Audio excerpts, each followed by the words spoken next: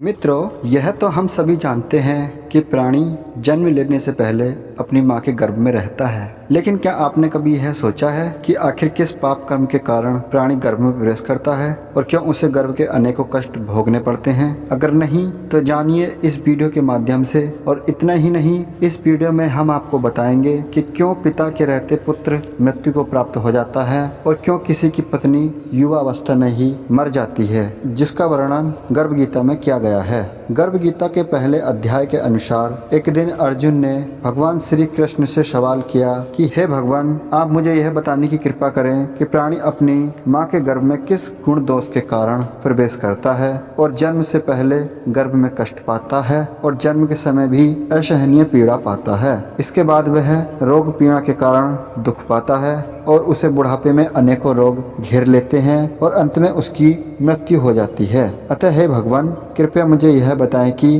वह कौन से कर्म हैं जिनसे मनुष्य जन्म मृत्यु के दुखों से बच सकता है। तब भगवान श्री कृष्ण ने अर्जुन के सवाल का उत्तर देते हुए कहा कि हे अर्जुन, जन्म मृत्यु का बंधन तो सभी प्राणियों की नियति है। यानी जिस किसी प्राणी ने इस मृत्यु लोक में जन्म लिया है उसकी मृत्यु निश्चित है और यह सदा से ही संसार में चलता आ रहा है। जो प्राणी संसार में नश्वर वस्तुओं से प्रेम करते हैं या जो प्राणी संसार की नश्वर वस्तुओं की इच्छा रखते हैं या फिर जो प्राणी संसार की धन दौलत पाने की कामना रखते हैं तथा भगवान की भक्ति से विमुक्त रहते हैं, इसलिए वह बार बार अनेकों योनियों में पैदा होकर जीवन मरण और गर्भ दुख भोगता है। भगवान श्री कृष्ण के मुख से ऐसी बातें सुनकर अर्जुन ने फिर उनसे पूछा कि हे भगवान, संसार की मोह माया से मुक्ति तो संभव नहीं है, लेकिन मन तो काम, क्रोध, लोभ, मोह और अहंकार के वश में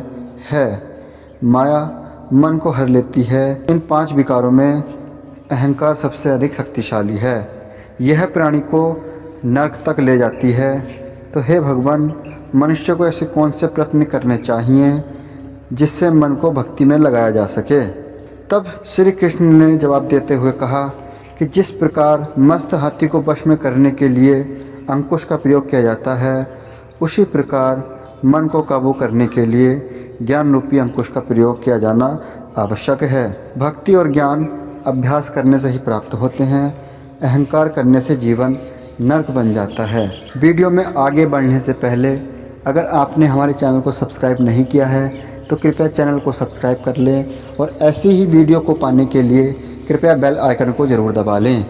श्री कृष्ण के जवाब से संतुष्ट होकर अर्जुन ने पुनः सवाल किया कि हे भगवान, कुछ प्राणी तो आपकी भक्ति करने के लिए वन जंगलों में जाकर रहते हैं और कुछ सांसारिक मोह माया को छोड़कर जगह जगह भटकते फिरते हैं।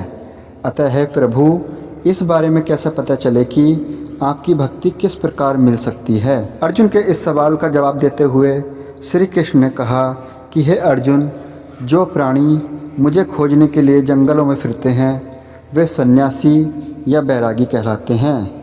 वे सिर पर जटा बांधते हैं तथा भस्म लगाते हैं, लेकिन फिर भी वे मेरे दर्शन नहीं कर पाते, क्योंकि उनमें भक्ति व प्रेम नहीं है।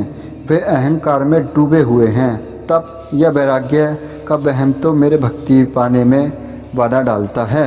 मेरी साफ मन से भक्ति करने वाले अभ्यासी को जो काम, क्रोध, मोह, लोभ और अहंकार से दूर है, मैं उन्हें ही दर्शन देता हूँ। तब अर्जुन ने श्री कृष्ण से दोबारा पूछा कि हे भगवान, मनुष्य इन 5 विकारों से ग्रस्त होकर अपने जीवन को नष्ट कर लेता है, तो मुझे यह बताइए कि वह कौन सा पाप है जिसके कारण पिता के रहते किसी के पुत्र क्यों मर जाते हैं और किसी की पत्नी अशमय ही मर जाती है? और इतना ही नहीं, किस पाप के कारण व्यक्ति नपुंसक हो जाता है? अर्जुन के मुख से यह प्रश्न सुनकर श्री कृष्ण मुस्कुराते हुए बोले कि हे अर्जुन, जो व्यक्ति जो किसी की अमानत को नहीं लौटाता है उसके पुत्र मर जाते हैं। किसी से कर्ज लेकर वह उसे नहीं चुकाता है, वह इस पाप कर्म से अपनी पत्नी को खो देता है। और जो किसी व्यक्ति को सहायता करने का वचन देकर भी समय पर सहायता नहीं करता है, वह नपुंसक हो जाता है। यह सभी भयंकर पाप हैं। यह सुनने के बाद अर्जुन की जिज्ञासा कम नहीं हुई और उन्होंने पुनः श्री कृष्ण से एक सवाल पूछा कि हे भगवान, मनुष्य किस पाप के कारण हमेशा रोगी रहता है और किस पाप के कारण बोझा ढोने वाले गधे का जन्म पाता है, और मनुष्य किस दुष्कर्म के कारण जघन्य पशु बनता है। स्त्री तथा गधे का जन्म प्राणी के किस पाप कर्म के कारण मिलता है।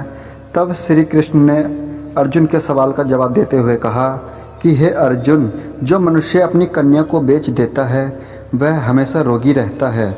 जो अभक्ष्य भोजन करता है और विषय विकार के लिए मदिरा पान करता है गधे का जन्म पाता है। जो झूठी गवाही देने वाला होता है वह स्त्री का जन्म पाता है।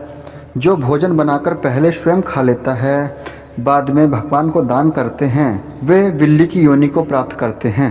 श्री कृष्ण के उत्तर को सुनकर अर्जुन ने फिर श्री कृष्ण से पूछा कि हे भगवान, इस संसार में जिन प्राणियों को आपने धन दौलत प्रदान की है उन्होंने कौन से पुण्य किए हैं। तब श्री कृष्ण ने अर्जुन को बताया कि जो निस्वार्थ होकर दान की भावना रखता है उसे दौलत की कोई कमी नहीं रहती है, और जो भगवान को साक्षी मानकर कन्यादान करते हैं वे उत्तम पुरुष का जन्म पाते हैं। जो संतों की सेवा करते हैं वे धनवान व पुत्रवान होते हैं। जो गुरु की सेवा करता है उसे कई अश्वमेघ के पुण्य का फल मिलता है।